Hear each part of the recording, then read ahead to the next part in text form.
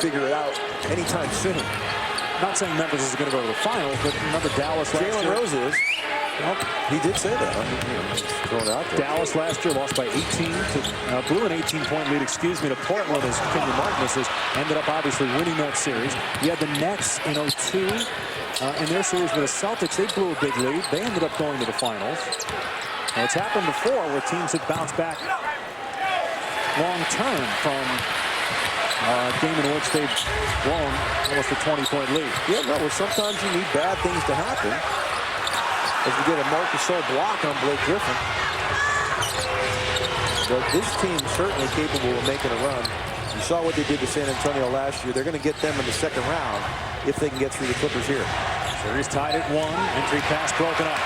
Clippers ball. They trail by 7 at the 4-minute mark of the third quarter.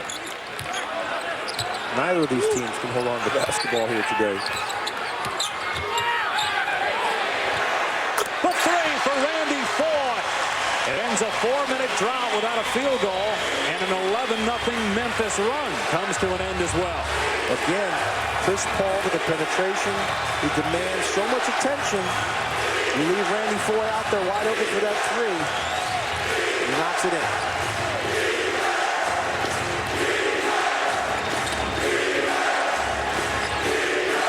Here's Randolph, 13 points to lead the Grizzlies. Knocked out of bounds by Kenyon Martin, 1.1 to shoot. You see, Rudy Gay comes in to stop Chris Paul penetration. Chris Paul makes the right play, finds Ford for the wide open 3. Again, just 1 second on the shot clock. Griffin and Butler to the bench. Nick Young comes in along with Reggie Evans. Got him. Conley got it away and hits it. What a great play call. Lionel Hollins, a little back screen by Marc Gasol. Got Chris Paul. And Conley knocks down the desperation J. Here's Young from the corner, and he knocks down a 3. Nick Young, so far in the playoffs, is 7 of 9 from three-point land. Great look off there by Chris Paul. Rudy Gay was staring at the eyes of Paul. He went the wrong way. Nick Young goes to the corner, and Paul finds him on time. Shot clock at 6. Mayo driving. Way off with that attempt. And here comes Paul. A double-double for Paul with 10 assists and 16 points, his second in this series. Using the Evans screens, plural. Using it again, Mayo flops. Shot clock at 7. Evans. Swatted away, Gasol with the rejection.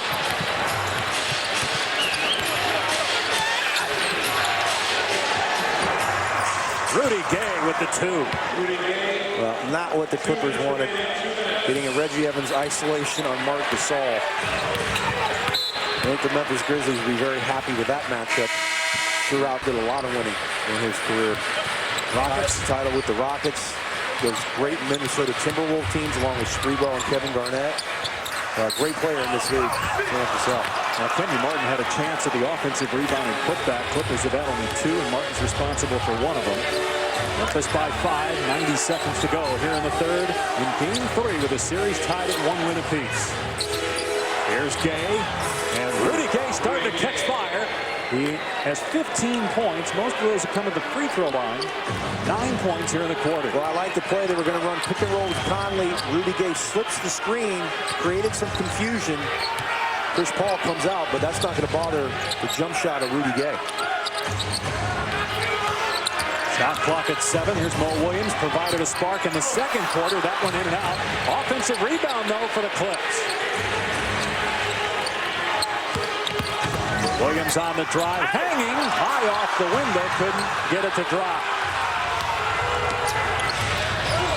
Here's Mayo rising. Missing on the 3. It'll be Clipper ball. I'll tell you what, O.J. Mayo has never seen a shot that he doesn't like. He's not afraid. He took 16 shots in game 2 in 24 minutes of action. He's not afraid to get that ball up. 7 shots here in 21 minutes. He's made just 1. Under a minute to go here in the third. Memphis by 7. Clippers led by 4 at the half. Paul finds Young. A spot up 3. Not there this time.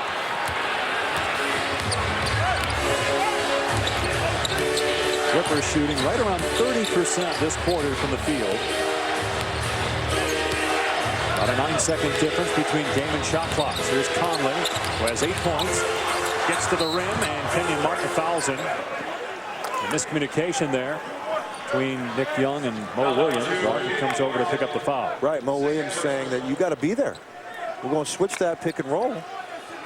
That's your responsibility. And that's what you lose when you lose Caron Butler. When he goes out of this game, you've got Nick Young at the 3. Yeah, you love his ability to get his own shot and score some points, but you lose something on the defensive end.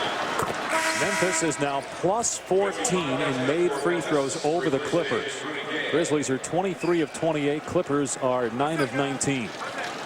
Coming into this game, Memphis had made more free throws than the Clippers had attempted. 42-41 in those first 2 ball games. Conley missed the second one. Clippers down 8. Closing seconds of the third. Clippers led the NBA in comeback wins in the regular season. They already have one here in the playoffs, so they're going to have to do it again here today. Paul with 3 seconds left.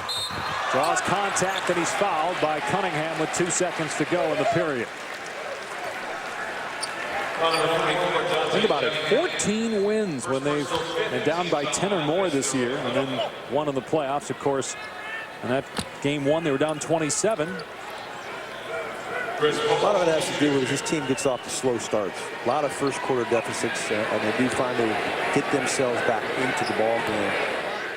So I don't know if that's a dubious distinction or if you should feel great about it. You should obviously feel great about game 1 being down, 24 points with 8 minutes to go and come back and do it. But it's a hard way to live in the playoffs. It's a hard way to live. Chris Paul with a rare miss at the free throw line, so it's contagious today. 9 of 20 now are the Clippers as a team.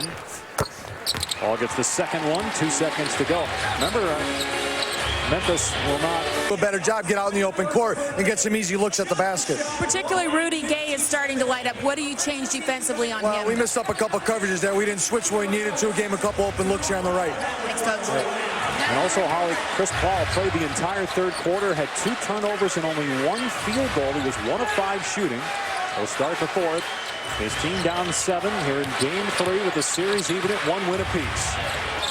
Paul will take the 3 and knock it down. Big shot for Chris Paul to get LA within 4. But we'll see how long Coach Vinny Del Negro goes with Chris Paul. He said after about 12 minutes is when he gets fatigued with that hamstring. He's more apt to injury, so we'll see if he continues to keep him in the game. Turnover by Memphis. Young takes it in. And it should be goaltending, and it is. So a 5-0 run for the Clippers here in 45 seconds to start the fourth.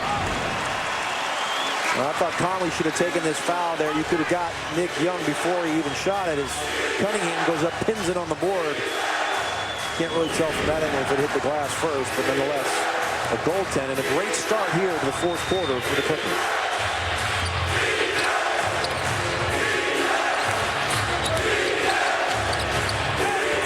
Gets past Paul, and Paul almost came up with a steal. Great anticipation by CP3.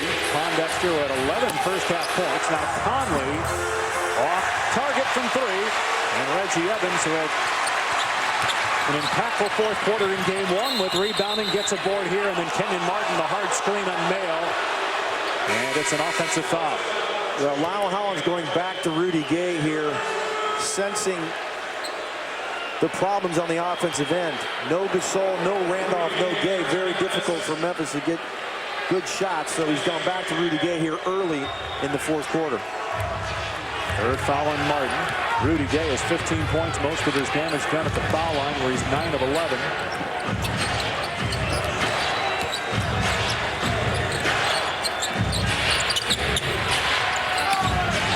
Here's Spades, turnaround jumper, in and out. And Paul tapped at the Pondexter. Great hustle by Evans. Body's on the floor, and it'll be a jump ball, but who's going to jump it up? There's 5 guys in there. Take your pick. Looked like Pondexter and Evans might have been the first 2. Memphis hoping that it's Rudy Gay who should control this tip with Reggie Evans. As the Reggie chants hail down. He's got 6 rebounds in 14 minutes, but he's also missed 4 free throws in 6 tries. It was a poor offensive possession there. Rudy Gay got the switch with Chris Paul. You got to exploit that matchup. He went down into the post. Mike Conley swung it, went the other way, and they wind up with a Spades jump shot. You got to get the ball to Rudy Gay if he's got Chris Paul on him down into the post. It'll be Evans and Gay on the jump ball. Memphis by 2, early 4th quarter. A long time to get everybody lined up here for a jump ball.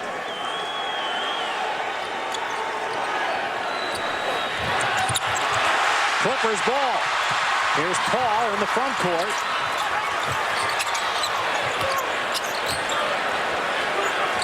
Chance for LA to tie it. All off the Martin screen. Shot clock at 7. Paul splits the defenders beautifully. Out to Williams for 3. Didn't look in rhythm, and he was way off with a 3-point shot. What a split, though, by Chris Paul. Shades of Mark Price back in the day. He was the best in the business that I had ever seen. Man, that was pretty.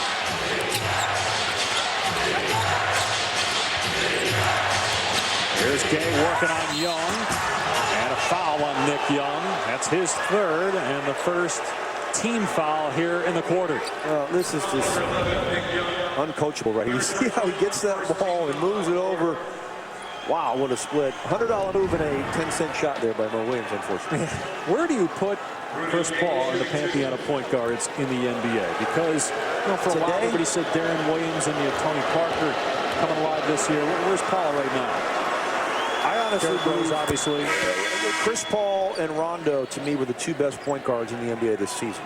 Derrick Rose missed some time. Tony Parker would be also just on the outside of that list. I think what Chris Paul's done with this team to get him to 40 wins, to change the culture of Clipper Nation. The guy's an incredible talent. What he did last year with the New Orleans team that basically had no talent around him and put a scare into the LA Lakers in the first round.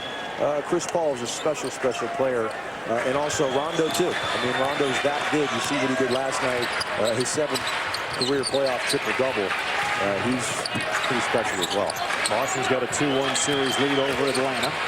Here it's 1-1. And 9.5 to go in the 4th. Paul on the bench as Martin pulls LA within 2.